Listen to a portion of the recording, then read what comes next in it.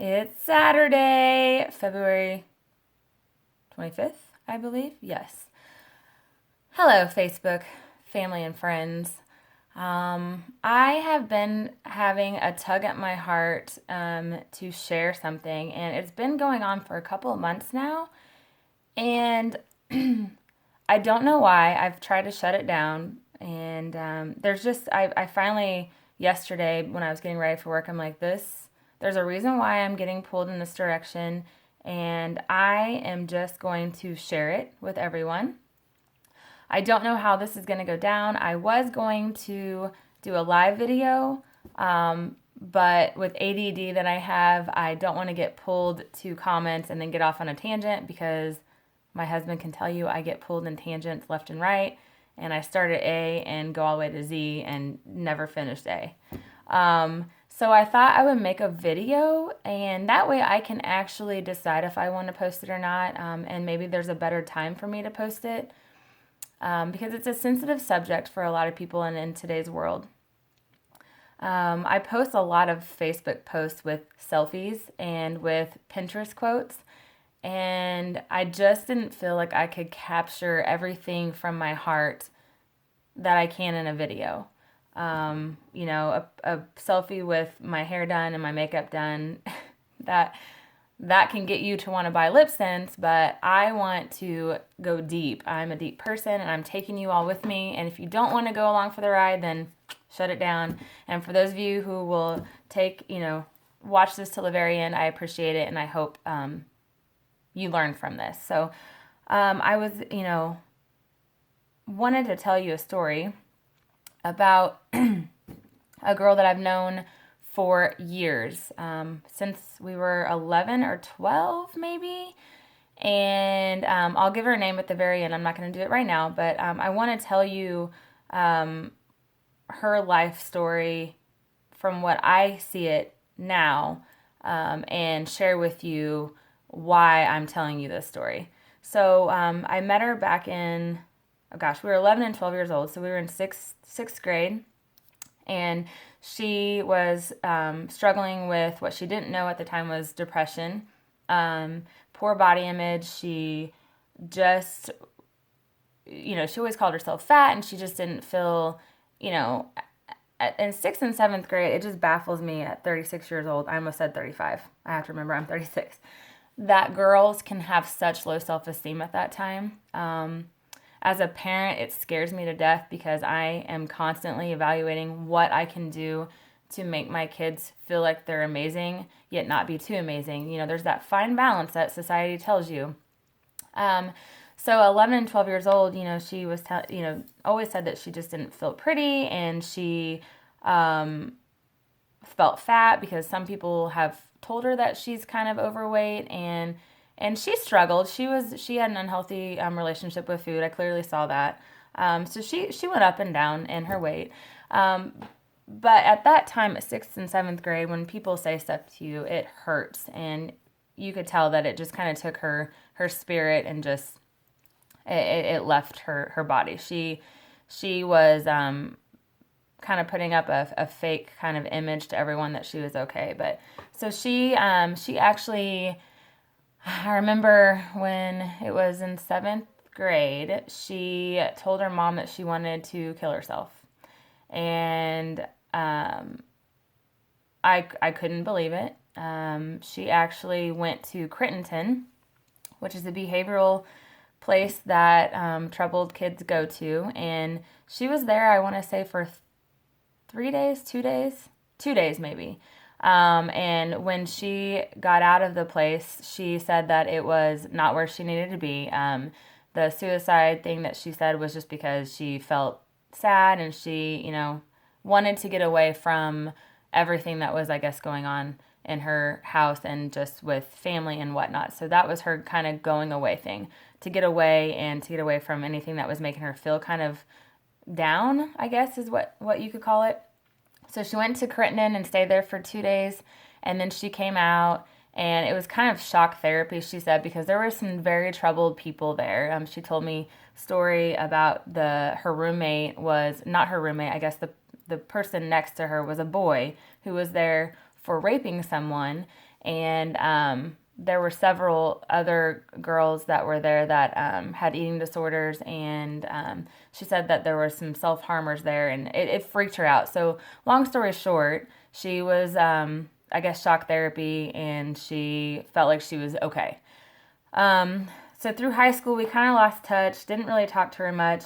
And then in college, 2001, I believe, we met up again, and she looked great. She was getting her college degree, and she was having fun, and she wasn't really in serious relationships.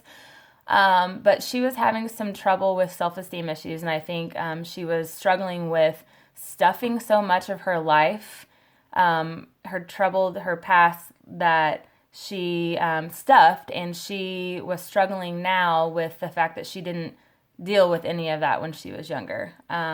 So she was drinking a lot, she was smoking, and she did have a moment, she said, where she had such a low time in her life after her grandpa died that she put a razor blade to her wrist and immediately lost it, and I guess pulled herself together, but no one in her life had any idea that this was even going on.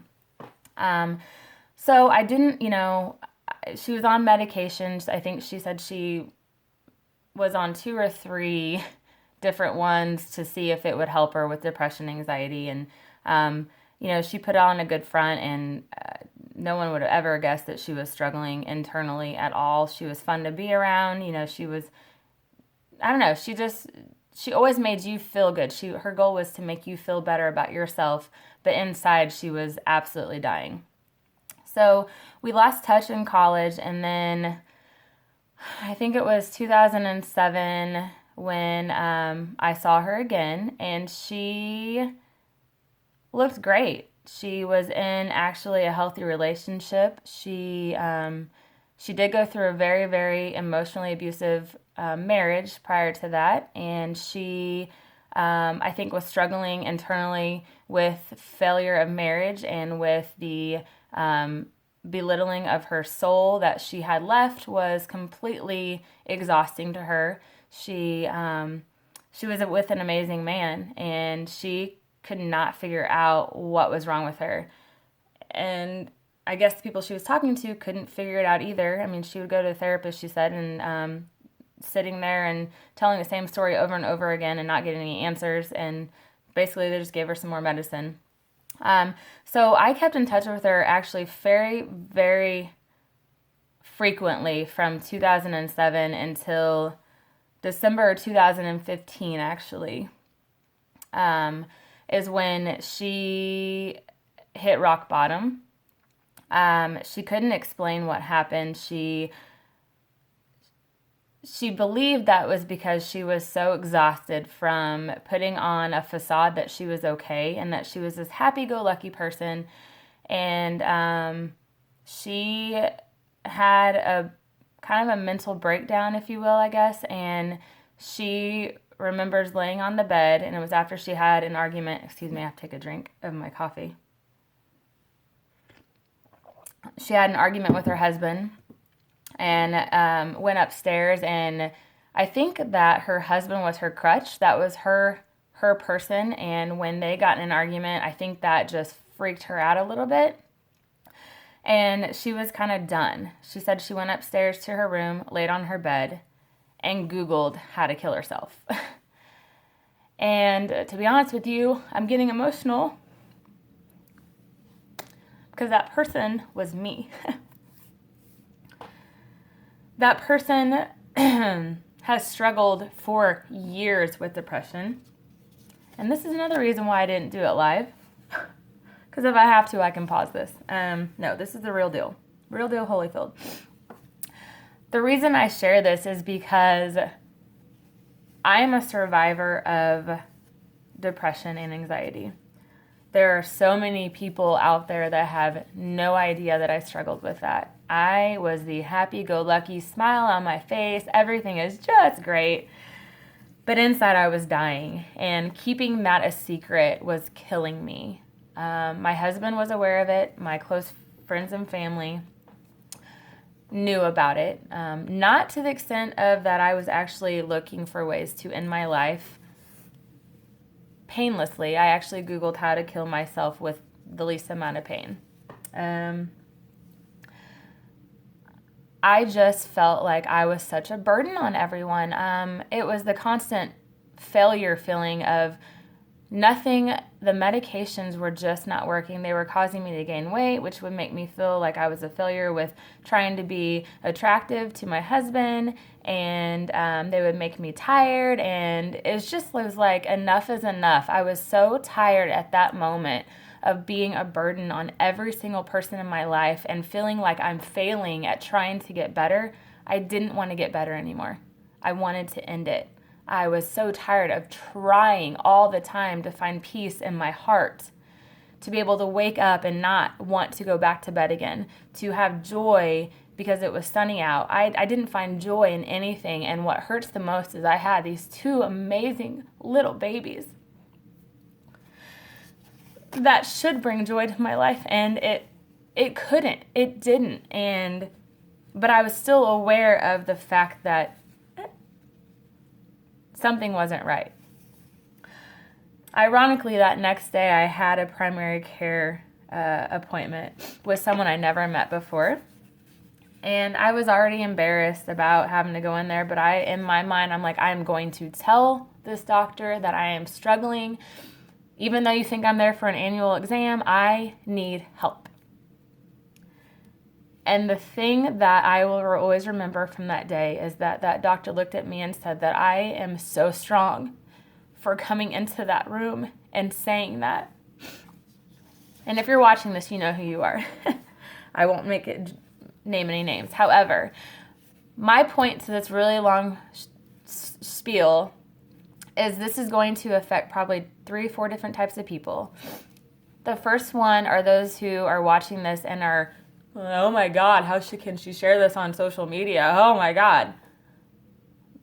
Close it down. You don't have to watch it, because I will tell you in Stacey Barber fashion, you're the reason why people are quiet about their depression. You are the reason why people can't say that they're having a hard time. So, for those of you who have this stigma that people with depression and anxiety are disgusting and need to get a grip with life, you need to get a grip with life, and you need to make a difference in this world rather than just judging people and allowing others to say how they feel without feeling embarrassed. Now that I got that out of the way, the second type of people that I will hopefully reach out to are those who have loved ones who are struggling with depression and anxiety. I will say that, or any of you who have had loved ones who have committed suicide, they did not do it because they were weak. They did not do it because they didn't want to live anymore in their world. They were physically and mentally and emotionally tired from trying to fix what they couldn't fix. They were trying to be someone that they couldn't be, and failure is the worst feeling ever, especially when you're hopeless. So for those of you who have lost the loved ones, I truly am absolutely so sorry for you. Suicide is an awful thing to go through. We've had friends who have killed themselves, and it is the why question that you will constantly have in your mind forever on why, what could you have done? So this is what I want you to do for those of you who have someone in their life that is currently struggling. Get in their face. Be in their face. It is going to be exhausting for you. I know it. And all I can say is the only thing that made me still have strength to go to the doctors is that I had family that told me every day that you are worth it and I love you and you need to get help. Get in their face, have an intervention, tell them, get help. Go with them. They are so alone inside. They need someone to be with them. And don't give up on them, because they need you more than you will ever, ever know. For those of you who don't have really anyone that is struggling with depression or anxiety, be kind.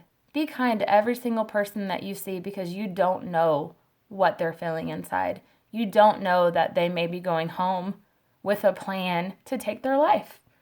So smile, say hi, give them a compliment, brighten their day. That is exactly what they need. And finally, for those of you who are watching this who are like me, you're a Stacy Barber who have struggled for years, do not give up. If you don't have anyone, call me, message me, because I am truly finally living life at 36 years old. It's amazing. It's beautiful. There is a reason why I'm doing this. And I am so sorry for the length of time on this video. However, I'm just so tired of people hurting, and I hurt for so long, and I'm a survivor, and I want to share my story. And if this helps one person not pull that trigger, not take that pill, not lift that razor blade to their wrist, I have done my deed. So, I appreciate all of you who have watched this entire video from beginning to end. Know that those of you who are struggling and just don't feel like you have a reason to live, you do. You really do. And if you need me to remind you every day, I will absolutely do it, because there is just so much in this life that we need you here. The world needs you here. Do not end it. Do not end it because you just can't do it anymore, because you can, and you can survive, and there are so many resources out there. So I'm going to go pick up my precious little babies from my mom's house.